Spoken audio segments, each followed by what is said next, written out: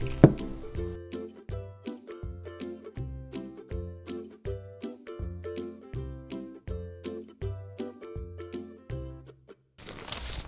instructor in this video is Mark Y. Calabdan. He graduated at the University of San Carlos as a biologist and is currently finishing his doctorate degree in biology.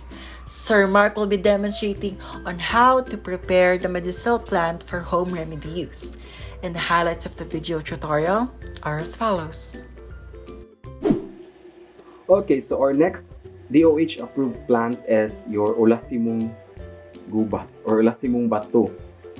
Okay, this is Ulasimang Bato, Peperonia pellucida. Okay, this is a low-lying plant and it's very common. It will just grow anywhere as long as there's a well-watered and well-lighted area. Well-lighted and not so intensely lighted area, any shaded area. Okay, there's only one preparation for this. It is through decoction. So with boiling hot water, you simply have to immerse the leaves, okay, on the boiling water, okay? So this is a bit herbaceous, so it takes a short amount of time to actually do decoction for the plant, okay?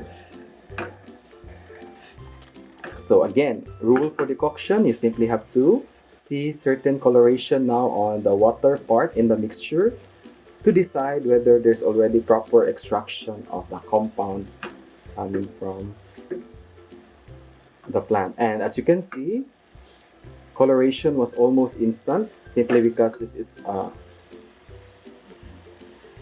soft-bodied plant. Okay. Okay, so that's very fast lang yun. Okay. It's a quick one, and you can see now there's already coloration on the leaves, and this is now that can be consumed for its medicinal purpose. Okay, so this is now your Ulasimang Bato.